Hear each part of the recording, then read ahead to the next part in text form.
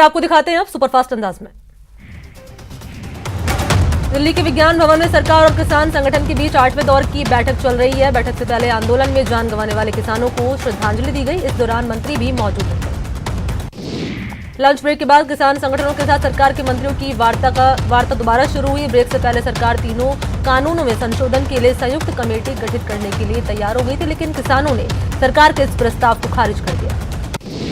किसान नेता राकेश टिकैत ने कहा कि अभी किसान लंगर से मंगाया भोजन कर रहे हैं। उन्होंने कहा कि सरकार कृषि कानून के फायदे गिना रही है, जबकि किसान कानून वापस लेने की मांग कर रहे हैं। बैठक के पहले ही दौर में किसान संगठनों ने कह दिया कि तीनों कृषि कानून को वापस लिए जाएंगे या नहीं। इस पर नरेंद्र सिंह तोमर ने कहा कि हम 3 कानूनों में संशोधन के लिए तैयार हैं। जयपुर में किसान आंदोलन के समर्थन में एनएसयूआई ने साइकिल रैली निकाली। कई मंत्री मौके पर मौजूद रहे। दिल्ली के मुख्यमंत्री अरविंद केजरीवाल ने किसान आंदोलन के मसले पर ट्वीट किया और लिखा कि ठंड और बारिश के बीच सड़कों पर हमारे किसान बैठे हुए हैं, डटे हुए हैं। उनके हौसले को हम सलाम करते हैं। केंद्र सरकार से हमारी अपील है कि आज की बैठक में किसानों की सारी मांग मानते हुए तीनों काले कानून को वापस लिया जाए। कांग्रेस के पूर्व अध्यक्ष राहुल गांधी ने एक बार फिर से केंद्र सरकार पर निशाना साधा। राहुल गांधी ने ट्वीट कर लिखा कि किसान इस भीषण सर्दी और बारिश में आंदोलन कर रहे हैं, आंदोलन पर डटे हुए हैं। ये सभी किसान निडर है, कोई गैर नहीं। अलवर के शाहजहांपुर NH 48 से होकर जयपुर दिल्ली के बीच सफर करने वाले लोगों के लिए हरियाणा पुलिस ने एक एडवाइजरी जारी की कि वो इस रूट का इस्तेमाल न करें, क्योंकि इस रूट पर किसान आंदोलन के चलते सड़क पर जाम के हालात बने हुए हैं। पीएम मोदी ने आज वीडियो कॉन्फ्रेंसिंग के जरिए नेशनल मेट्रोलॉजी कॉन्क्लेव का उद्घाटन किया। इस मौके पर केंद्रीय मंत्री डॉक्टर हर्षवर्धन भी मौजूद रहे। पीएम मोदी ने नेशनल एटॉमिक टाइम स्केल और भारतीय निदेशक द्रव्य राष्ट्र को समर्पित किया। इस दौरान पीएम ने कहा कि कोरोना वैक्सीन का बड़ा कार्यक्रम शुरू होने जा रहा है। साथ ही उन्होंने वैज्ञानिकों के काम की सराहना करते हुए कहा कि वैज्ञानिकों के काम पर उन्हें गर्व है। पीएम ने कहा कि हमारे देश में सर्विसेज की क्वालिटी हो, चाहे सरकारी सेक्टर में हो या प्राइवेट में हो, हमारी क्वालिटी स्टैंडर्ड ये तय करेंगे कि दुनिया में भारत और भारत के प्रोडक्ट्स की ताकत कितनी बढ़े।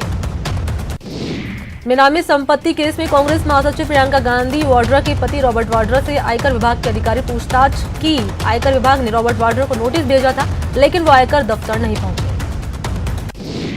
जिसके बाद साउथ ईस्ट दिल्ली स्थित सुखदेव विहार वाले दफ्तर पर रॉबर्ट वाड्रा का बयान दर्ज हुआ। आयकर विभाग की टीम रॉबर्ट वाड्रा से बीकानेर और फरीदाबाद जमीन घोटाले के सिलसिले में उन्होंने पूछताछ की। रीट भर्ती के लिए शिक्षा मंत्री गोविंद सिंह डोटासरा ने आज जयपुर में प्रेस कॉन्फ्रेंस की। इस दौरान शिक्षा मंत्री ने कहा कि इस परीक्षा में BSTC के स्टूडेंट्स ही शामिल होंगे। डोटासरा ने कहा कि हमने परीक्षा का शुल्क नहीं बढ़ाया। डोटासरा ने कहा कि इसकी 25 अप्रैल को परीक्षा ली जाएगी। सीएम अशोक गहलोत ने कृषि उपज मंडी समितियों में कनिष्ठ लिपिक के 511 खाली पदों पर भर्ती की मंजूरी दे दी है। मंडी समितियों में सूचना सहायक के 253 नए पद सृजित करने के लिए प्रशासनिक स्वीकृति दी गई है। दिल्ली में 6 BSP विधायकों के विलय का मामला सुप्रीम कोर्ट में टल चुका है। 7 जनवरी को इसकी अगली सुनवाई होगी। एसएमएस हॉस्पिटल में हेल्थ कर्मियों के साथ मारपीट पर स्वास्थ्य राज्य मंत्री डॉक्टर रघु शर्मा ने संज्ञान लिया। उन्होंने कहा कि अस्पताल में गुंडागर्दी बर्दाश्त नहीं की जाएगी। डॉक्टरों की सुरक्षा सर्वोपरि है। मंत्री रघु शर्मा ने संज्ञान लिया पूरे मामले का। एसएमएस अस्पताल अधीक्षक डॉक्टर राजेश शर्मा से उन्होंने बातचीत की और सभी आरोपियों के खिलाफ FIR दर्ज करने को कहा। कोरोना वैक्सीन पर हो रही राजनीति पर भी मंत्री डॉक्टर रघु शर्मा ने पलटवार किया। उन्होंने कहा कि कोरोना जैसी महामारी पर राजनीति नहीं होनी चाहिए। जयपुर ग्रेटर नगर निगम के डिप्टी मेयर पुनीत कर्नावट ने गाय के लिए आवारा शब्द नहीं इस्तेमाल करने का आग्रह किया। उन्होंने सभी निकायों के प्रमुख और आयुक्तों को पत्र लिखकर आवारा की जगह बेसहारा और आश्रयहीन शब्द के इस्तेमाल का आग्रह किया। साथ ही उन्होंने सीएम से भी इस संबंध में दिशा निर्देश जारी करने का आग्रह किया। एनटीटी भर्ती 2018 मामले को लेकर अभ्यर्थियों ने धरना दिया। अभ्यर्थियों ने मंत्री ममता भूपेश के बंगले के बाहर धरना दिया। जयपुर में आयुर्वेद चिकित्सक भर्ती को लेकर आयुर्वेद मंत्री के घर के बाहर प्रदर्शन किया गया। बेरोजगार आयुर्वेद डॉक्टर्स ने पदों को बढ़ाने की मांग की। अभी सरकार ने 450 पदों पर भर्ती निकाली है। केंद्रीय मंत्री ने जाट आरक्षण आंदोलन का रुख बदल गया है। राज्य सरकार ने भरतपुर और धौलपुर जिलों के जाटों को केंद्र में आरक्षण देने के लिए सिफारिश के लिए चिट्ठी जो है केंद्र सरकार को भेज दी है। उसके बाद केंद्रीय मंत्री थावरलाल गहलोत ने दिल्ली में जाट प्रतिनिधि मंडल को वार्ता के लिए बुलाया, जिनके साथ धौलपुर करौली से बीजेपी सांसद मनोज राजौरिया भी उनके साथ रहे। जयपुर वासियों को आरामदायक सफर की सौगात मिलने वाली है। जी हां, जयपुर ट्रांसपोर्ट सर्विसेज लिमिटेड 200 नई बस जल्द ही पिंक सिटी पर सड़कों पर उतारेगी और नई एसी और नॉन एसी बस आम लोगों के सफर को और आसान बनाएगी। साप्ताहिक श्री माता वैष्णो देवी कटरा हापा स्वराज ट्रेन का संचालन शुरू हो गया। इसके अलावा श्री माता वैष्णो देवी कटरा जामनगर स्पेशल ट्रेन का संचालन भी बीते कल से शुरू हो गया। दोनों ट्रेन कोटा रुककर जाएंगी। जयपुर के मुहाना इलाके में महिला के कब्जे से 1100 ग्राम गांजा और विभिन्न ब्रांड की बड़ी मात्रा में अवैध शराब बरामद की गई। महिला हरियाणा के पलवल की रहने वाली है। फिलहाल आरोपी महिला से पूछताछ जारी है। कोटा पुलिस को चाकूबाजी की वारदात के मामले में बड़ी सफलता मिली। पुलिस ने पुष्कर में खुलेआम बेचे जा रहे धारदार हथियार पर शिकंजा कसना शुरू कर दिया है। पुलिस ने भारी मात्रा में धारदार चाकू समेत अन्य हथियार बरामद किए। साथ ही 6 दुकानदारों को सलाखों तक पहुंचाने में कामयाबी पुलिस ने हासिल की। बाड़मेर में रसद विभाग ने बायोडीजल माफियाओं के खिलाफ ताबड़तोड़ कार्रवाई की। पुलिस ने बायोडीजल से भरी बोलेरो पिकअप गाड़ी को पकड़ा। बाड़मेर के सदर पुलिस ने बायोडीजल से भरी पिकअप गाड़ी को पकड़ने के साथ ही 2 गुजराती युवकों को हिरासत में लिया। पुलिस गिरफ्त में ली गई पिकअप में 11 ड्रम में करीब 2000 लीटर बायोडीजल मिला। अजमेर अलवर गेट थाना पुलिस की सजगता के चलते एक शख्स ऑनलाइन ठगी का शिकार होते होते बच गया। पुलिस के मुताबिक भोलाबाटा निवासी कैलाश चंद्र के पास किसी अज्ञात छात्र का फोन आया, जिसने कैलाश को फास्ट टैग रिफंड के लिए बोला और ओटीपी बताने की बात कही। कैलाश ने इस मामले की जानकारी पुलिस को दी, जिस पर पुलिस ने तुरंत संबंधित बैंक को राशि सीज करने के लिए कहा। बैंक ने समय रहते राशि शातिर के बताए अकाउंट से सीज की और वापस पैसे कैलाश के अकाउंट में डाल दिए। अजमेर के किशनगढ़ शहर के रिको इंडस्ट्रीज एरिया में प्लास्टिक के कट्टे में मिले शव की अभी तक पहचान नहीं हो पाई है, जिसको लेकर पुलिस अब गंभीरता से जांच कर रही है। पुलिस ने शव को राजकीय अस्पताल की मोर्चरी में रखवा दिया, जांच शुरू कर दी है। अजमेर के क्लॉक टावर थाना पुलिस ने डिग्गी बाजार इलाके में एक गेस्ट हाउस की पार्किंग में चल रहे कैसीनो पर रेड मारा, छापेमारी की। मौके से 11,000 की नकदी और 11 मशीनें जब्त की, साथ ही संचालक को हिरासत में लिया। कोटा पुलिस ने जुआ और सट्टे के खिलाफ 2 अलग अलग बड़ी कार्रवाई करते हुए 8 आरोपियों को गिरफ्तार किया। उनके पास से 57,000 की नकदी और करोड़ों का हिसाब किताब बरामद किया। जयपुर के एसएमएस अस्पताल के ट्रॉमा सेंटर में नर्सिंग स्टाफ के साथ मारपीट का मामला सामने आया। देर रात ट्रॉमा सेंटर में एक मरीज के परिजनों ने नर्सिंग कर्मी के साथ मारपीट शुरू कर दी। ट्रॉमा सेंटर में तोड़फोड़ भी की। बारा में जेल में बंद डीएम इंद्र सिंह राव के खिलाफ छबड़ा तहसीलदार ने मोर्चा खोल दिया। तहसीलदार ने पूर्व कलेक्टर पर भ्रष्टाचार के आरोप लगाए। उन्होंने मुख्यमंत्री को पत्र लिखकर शिकायत की। पत्र में छबड़ा के तहसीलदार दिलीप सिंह प्रजापत ने पूर्व collector Indra Singh Rao petrol pump का अनापत्ति प्रमाण पत्र जारी करने का आरोप लगाया। जैसलमेर से एक शख्स का वीडियो वायरल हो रहा है। वायरल वीडियो में युवक अपनी बंदूक से सटीक निशाना लगाते हुए नजर आ रहा है, लेकिन हैरानी की बात यह है कि युवक उल्टा निशाना लगा रहा है। जोधपुर पुलिस ने शहर में बढ़ती चोरियों को रोकने का अनोखा तरीका अख्तियार कर लिया है। पुलिस ने सुनसान मकानों पर गश्त बढ़ाने का आदेश दिया है। अलवर के रामगढ़ में एक बच्चे ने जहर खा लिया। इलाज के दौरान बच्चे की मौत हो गई।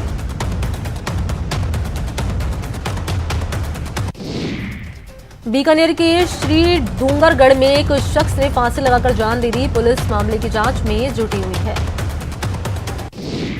उदयपुर के मावली में महिला का जला शव मिला। पुलिस ने शव को अस्पताल की मोर्चरी में रखवा दिया। जयपुर के चोमू कस्बे के धौली मंडी रोड पर ट्रेलर अनियंत्रित होकर डिवाइडर पर चढ़ गया। ट्रेलर चालक ने कूदकर अपनी जान बचाई। हालांकि हादसे में ट्रेलर पूरी तरह से जलकर राख हो गया। श्री गंगानगर के सूरतगढ़ में एक जवान की मौत हो गई। जवान ट्रक के आगे स्टॉपर पर लगा रहा था तभी हादसा हो गया। अजमेर के माखूपुरा में 45 साल के युवक का शव मिला। जानकारी के मुताबिक पुलिस मौके पर पहुंची, जांच शुरू की। झालावाड़ में भी शुद्धि के लिए युद्ध अभियान का प्रशासन ने आगाज किया। कलेक्टर ने किया गोहा एन और एसडीएम के नेतृत्व में प्रशासन की टीम ने मिठाइयों की कई दुकानों पर छापा मार कर कार्रवाई की। करौली में महिला से ज्वेलरी ठगने का मामला सामने आया। ठगी की वारदात सीसीटीवी में कैद हो गई। पुलिस ने शहर के कई चेक पॉइंट पर नाकाबंदी कर युवकों की तलाश शुरू कर दी। श्री गंगानगर की सूरतगढ़ सदर थाना क्षेत्र के गांव गुरुसर मोडिया में मारपीट पर महिला घायल हो गई। उसका मौत का मामला सामने आया है। महिला के एक बेटे ने अपने 2 सगे भाइयों के खिलाफ मामला दर्ज कराया। प्रतापगढ़ के अरनोद उपखंड में कलेक्टर अनुपमा जोरवाल ने सहकारी समितियों का औचक निरीक्षण कर दिशा निर्देश दिए। इस दौरान कलेक्टर जोरवाल ने ग्राहक को खाद उपलब्ध करवाई। भरतपुर के नदबई में 3 साल के बच्चे की मौत के मामले में विधायक जोगिंदर सिंह परिजनों से मिलने पहुंचे।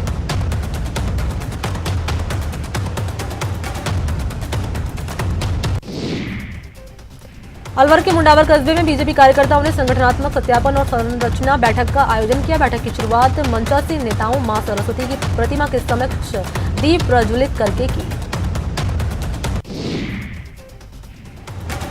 भरतपुर में श्रम विभाग सरकार की योजना को गंभीरता से नहीं ले रहा। यहां मजदूरी बोर्ड बनवाने के लिए मजदूरों को चक्कर काटना पड़ रहा है। अजमेर में वेस्टर्न रेलवे एम्प्लॉयज यूनियन की तरफ से जोरदार प्रदर्शन किया गया। साथ ही 20 सूत्री मांगों को लेकर नारेबाजी भी लोगों ने की।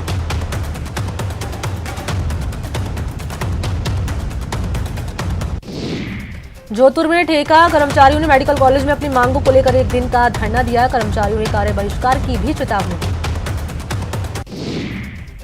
बाड़मेर में राजस्थान बेरोजगार एकीकृत महासंघ के प्रदेश अध्यक्ष उपेंद्र यादव ने चेतावनी दी है। उन्होंने कहा कि अगर राज्य सरकार जनवरी महीने में बेरोजगारों की मांगों को पूरा नहीं करती तो फरवरी महीने में 10,000 बेरोजगारों के साथ दिल्ली में वो कूच करेंगे। 12 में आशा सहयोगिनी वेतन बढ़ाने की मांग को लेकर धरना प्रदर्शन कर रही हैं। सहयोगिनियों ने कलेक्ट्रेट के बाहर रैली निकालकर प्रदर्शन किया।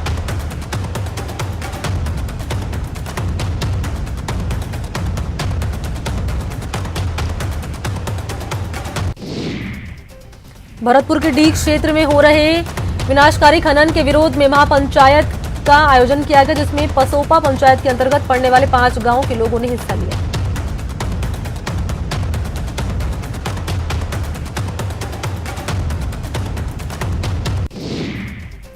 भरतपुर में ट्रेनी आरपीएस मीणा ने सीएलजी सदस्यों की बैठक ली, जिसमें सीएलजी सदस्यों ने शहर के चौराहे पर कैमरे लगाने की मांग रखी है। जैसलमेर में भी बर्ड फ्लू की दस्तक की खबर सामने आई है। यहां आधा दर्जन कौवे मृत मिले हैं। मृत कौवों के शव की जांच हो रही है। कोटा में पशुपालन विभाग के संयुक्त निदेशक कार्यालय परिसर में भी 2 कौवे बीमार मिले हैं, जिन्हें संयुक्त निदेशक डॉक्टर चंपालाल मीणा के निर्देशन में संभाला गया है। पशुपालन विभाग के पास ही तबेला हाउस में एक कौवा मृत मिला, जिसे तत्काल वहां से उठा दिया। वहीं एक अन्य पक्षी कोटा उत्तर नगर निगम के वार्ड नंबर 11 में भी मृत अवस्था में मिला। कोरोना संक्रमण से मनुष्य पर आए संकट के बाद अब पक्षियों पर बर्ड फ्लू का खतरा मंडराने लगा है। प्रदेश के कई जिलों में लगातार पक्षियों की मौत हो रही है। इससे अब पुष्कर जिला भी अछूता नहीं रहा। प्रदेश में चल रहे बर्ड फ्लू के खतरे के बीच उदयपुर वन विभाग ने अपनी तैयारियों को भी तेज कर लिया। उदयपुर वन विभाग के मुख्य वन संरक्षक आरके सिंह ने निगरानी के निर्देश दिए। करौली में जिला फुटबॉल संघ की ओर से आयोजित शीतकालीन प्रशिक्षण शिविर का समापन हुआ। शिविर में 50 खिलाड़ियों ने हिस्सा लिया, जिन्हें संघ की तरफ से स्मृति चिन्ह और सर्टिफिकेट दिए गए। श्री गंगानगर में कलेक्टर डॉक्टर गुंजन सोनी ने एनजीटी की गाइडलाइन को लेकर बैठक की। इस दौरान साफ सफाई को लेकर लेवल तमाम मुद्दों को लेकर संबंधित विभाग के अधिकारियों को उन्होंने आवश्यक दिशा निर्देश दिए। भरतपुर के बयाना कस्बे में न्यू लाल बाग कॉलोनी में जन सहयोग से अन्नकूट महोत्सव का आयोजन हुआ, जिसमें सैकड़ों की संख्या में भक्त जुटे। कार्यक्रम में हनुमान मंदिर पर रामायण का पाठ भी हुआ। बाड़मेर में मीडिया कर्मियों ने बीएसएफ के उप महानिरीक्षक गुरपाल सिंह की अगुवाई में शहीदों को श्रद्धांजलि दी। मौके पर जवानों ने विजय यात्रा भी निकाली। भरतपुर के बयाना में भारत समाज संस्थान ने नववर्ष मिलन समारोह आयोजित किया, जिसमें भामाशाहों ने अपनी योगदान की घोषणा की। भरतपुर में राष्ट्रीय परशुराम सेना की तरफ से मातृशक्ति सम्मेलन का आयोजन किया गया। सम्मेलन का आयोजन प्रदेश अध्यक्ष सुनील पीड़ी की अध्यक्षता में हुआ। कड़ाके की सर्दी में सिहरते उत्तर भारत पर अब बारिश की भी मार पड़ रही है। राजधानी दिल्ली और आसपास के इलाकों में करीब 3 घंटे तक बारिश हुई, जिसके बाद अगले 72 घंटे का अलर्ट जारी कर दिया। मौसम में आए बदलाव से लगातार तीसरे दिन भी राजस्थान के कई इलाकों में बारिश का दौर जारी है। मौसम विभाग की माने तो जयपुर समेत 14 जिलों में सोमवार को बारिश ओलावृष्टि की भी संभावना बनी हुई है। कोटा में लगातार तीसरे दिन मौसम बिगड़ा हुआ है। आसमान में बादल छाए हुए हैं, बारिश की संभावना बनी हुई है, कोहरा भी छाया हुआ है, जिसके चलते विजिबिलिटी 800 मीटर दर्ज हुई है। भरतपुर के डीग में पिछले कई दिनों से शीतलहर के साथ बारिश का दौर भी जारी है। वहीं बारिश के साथ ओले भी गिर रहे हैं, तेज हवाएं भी चल रही है, जिसके चलते कई दिनों से ठंड भी बढ़ गई है। जैसलमेर में सर्दी ने आमजनों की परेशानी बढ़ा दी। तेज बर्फीली हवाएं और घने कोहरे से तापमान में गिरावट आई। श्रीगंगानगर में चौथे दिन भी कोहरा छाया रहा। सुदूर क्षेत्रों में विजिबिलिटी काफी कम हो गई, जिसके चलते वाहन चालकों को काफी परेशानियों का सामना करना पड़ा। कोटा में तेज सर्दी का असर देखने को मिल रहा है। यहाँ के रेल मंडल के फतेहसिंहपुरा और हिंडौन रेलवे स्टेशन के बीच देखने को इसका असर मिला है। यहाँ रेल पटरी पर दरार आने से देहरादून कोटा के बीच चलने वाली नंदा देवी एक्सप्रेस को करीब 30 मिनट यानी आधे घंटे तक रोकना पड़ा। रेल विभाग ने फ्रैक्चर को टेम्परेरी रूप से ठीक कर ट्रेन को आगे बढ़ाया। कोटा में बेमौसम बारिश ने किसानों की कमर तोड़ दी, उनकी परेशानी बढ़ा दी है। जिले के इटावा, सुल्तानपुर, लाडपुरा, रामगंज मंडी में अचानक गिरे ओले और भारी बारिश से किसानों को भारी नुकसान हुआ है। पश्चिमी विक्षोभ के चलते प्रदेश की फिजा में बदलाव देखने को मिल रहा है। इसका असर राजधानी जयपुर में भी देखने को मिला। राजधानी में सुबह से बादलों की आवाजाही के बाद दोपहर में बारिश शुरू। जोधपुर के फलौदी क्षेत्र में सर्दी का सितम लगातार जारी है। यहाँ हाड़ कपा देने वाली सर्दी ने लोगों की जिंदगी को बेहाल कर दिया है। बूंदी में भी कड़ाके की ठंड ने लोगों की दिनचर्या पर काफी असर डाला है। यहाँ किसानों को पाले गिरने की चिंता सताने लगी है। अजमेर में भी मौसम का मिजाज बदलने लगा है। अचानक आसमान में काले बादल छाए आज और तेज हवाओं के चलते रिमझिम बारिश भी हुई। भरतपुर में आज उद्योग विभाग द्वारा चलाई जा रही विभिन्न योजनाओं को लेकर संभाग स्तरीय कार्यशाला का आयोजन हुआ, जिसकी अध्यक्षता उद्योग विभाग के संयुक्त निदेशक पीएन शर्मा ने की। जयपुर के नाहरगढ़ सेंटर में आज सबसे बुजुर्ग और इकलौती बची सर्कस की शेरनी बेगम ने आखिरी सांस ली और दुनिया को अलविदा कह दिया। साल 2005 में बेगम को सर्कस से मुक्त कराकर नाहरगढ़ रेस्क्यू सेंटर लाया गया था। भरतपुर के नुमाइश मैदान में 10 महीने पहले बंद हुई पशु हाट आज फिर से शुरू हो गई है। यहाँ हाट में आने वाले व्यापारी की थर्मल स्क्रीनिंग की जा रही है। देश में कोरोना के नए स्ट्रेन से अब तक 38 लोग संक्रमित हो चुके हैं। हेल्थ मिनिस्ट्री की रिपोर्ट में इसका खुलासा हुआ है। भारत में कोरोना के कुल मामले बढ़कर 1,03,40,000 हो चुके हैं। इनमें अब तक 1,49,649 लोगों की जान जा चुकी है। देश में पिछले 24 घंटे में 16,504 नए संक्रमित केस सामने आए। 214 लोगों की मौत हो गई। अच्छी बात यह रही कि बीते दिन 19,557 मरीज ठीक भी हुए हैं। कुल एक्टिव केस की बात करें तो वो घटकर 2,43,000 पर आ चुके हैं। अब तक कुल 99,40,000 लोग कोरोना को मात देकर ठीक भी हो चुके हैं।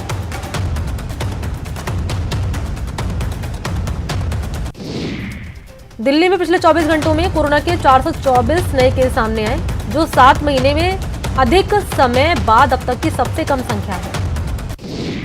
मरुधरा में भी कोरोना की रफ्तार धीमी हो रही है। यहाँ 24 घंटों की बात करें तो 502 नए केस सामने आए, 5 की मौत हो गई। प्रदेश में संक्रमितों का आंकड़ा 3,09,000 के पार हो गया है। बिहार में कोविड-19 महामारी की वजह से पिछले 9 महीने से बंद सरकारी स्कूल आज फिर से खुलेंगे। पहले चरण में 9वीं से लेकर 12वीं कक्षा के छात्रों के लिए स्कूल खुलेंगे।